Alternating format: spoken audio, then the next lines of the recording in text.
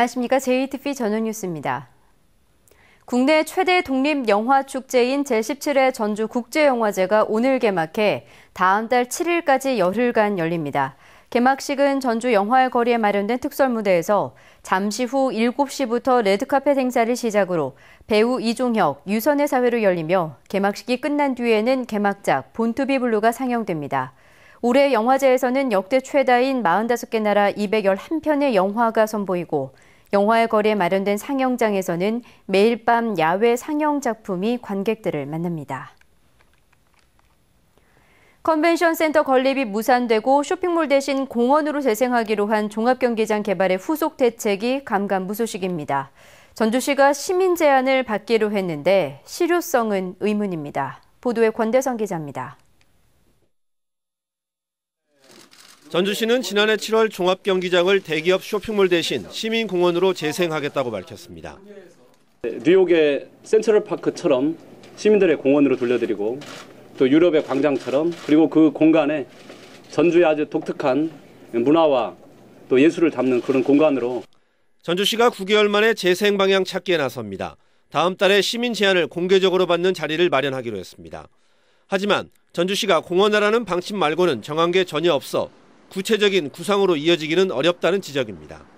지난 1월 건립 포기를 공식 선언하면서 국가 예산 290억 원을 못 받게 된 컨벤션 센터 사업의 재추진 대책도 윤곽이 나오지 않고 있습니다.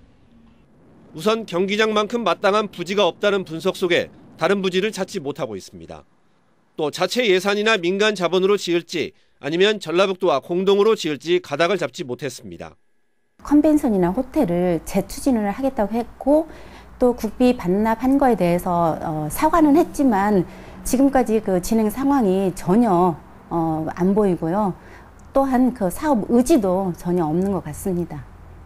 애초 경기장 개발 사업자인 롯데쇼핑이 전주시의 협약 해지를 인정하지 않는 어정쩡한 상황이 매듭지어지지 않아 법적 다툼이 예상되고 있습니다.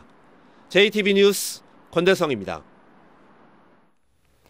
전자발찌를 찬 성범죄 전과자가 알고 지내던 여성과 다투다 전자발찌 추적장치를 놓고 달아났습니다. 이 전자발찌와 추적장치는 5m 이상 떨어지면 위치 추적이 불가능한데 재발 방지 대책이 시급해 보입니다. 송창용 기자입니다. 전주의 한 원룸입니다. 어젯밤 11시쯤 31살 권모 씨가 평소 알고 지내던 여성과 방 안에서 다투다 여성이 경찰에 신고하자 달아났습니다. 친구는 저희 서신지구대로 돌아가지고 여청 수사팀도 바로 출동해가지고 여청 수사팀 신병을 피해가 신병 바로 인수해다가. 권 씨는 특수강간 등의 혐의로 10년간 복역한 뒤 지난 1월 출소해 전자발찌를 찬 상태였습니다. 하지만 전자발찌를 추적할 수 있는 휴대용 장치를 현장에 둔 채 몸만 빠져나갔습니다. 휴대용 추적 장치만 놓고 소지불명이 된 상황이라. 어디에 두고 갔어요? 현장에 두고 갔죠. 아, 범행 현장에요? 네네. 전자발찌는 휴대용 추적장치와 5m 이내에 있을 때만 위치 추적이 가능합니다. 추적장치가 발찌의 신호를 받아 부착자의 위치를 전달하기 때문입니다. 마음만 먹으면 감시망에서 벗어날 수 있는 셈입니다. 그래서 일체형으로 가는 게 발찌에다가 그 추적장치까지. 경찰과 전주보호관찰소는 174cm의 키에 마른 체격인 권 씨의 뒤를 쫓고 있습니다. 전북에 전자발찌를 차고 있는 성범죄자는 모두 90여 명. 언제든지 같은 일이 벌어질 우려가 큰 만큼 대책 마련이 시급해 보입니다. JTBC 뉴스 송창용입니다.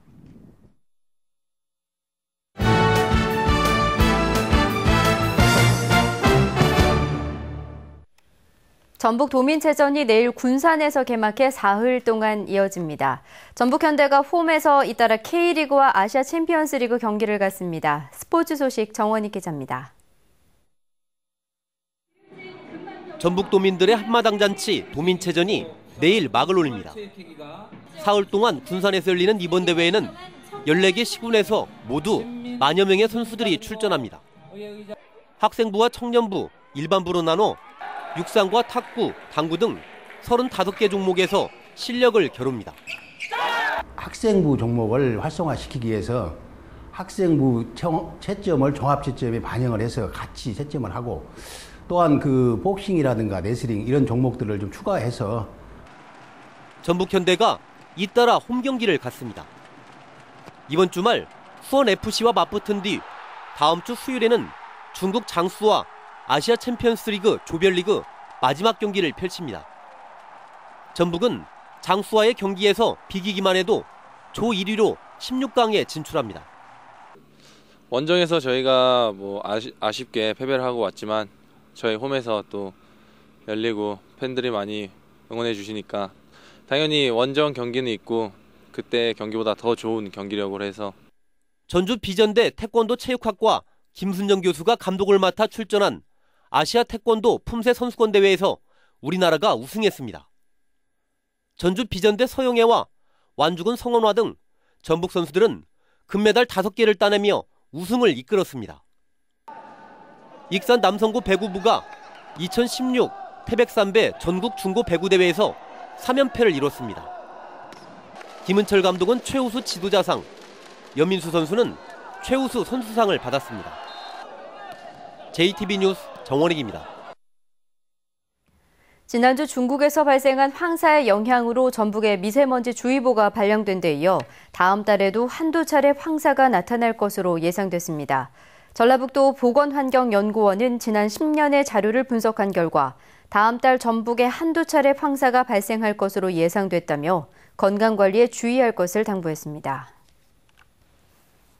전북은 오늘 오전에 비가 그친 뒤 낮 기온이 20도 안팎까지 올랐습니다. 밤부터 산간 지역에는 대기 불안정으로 비가 조금 오는 곳이 있겠습니다. 내일은 대체로 맑겠습니다. 아침 최저 기온은 5도에서 8도, 낮 최고 기온은 20도에서 23도로 오늘보다 높겠습니다. 주말인 모레는 낮 기온이 26도까지 오를 것으로 보입니다.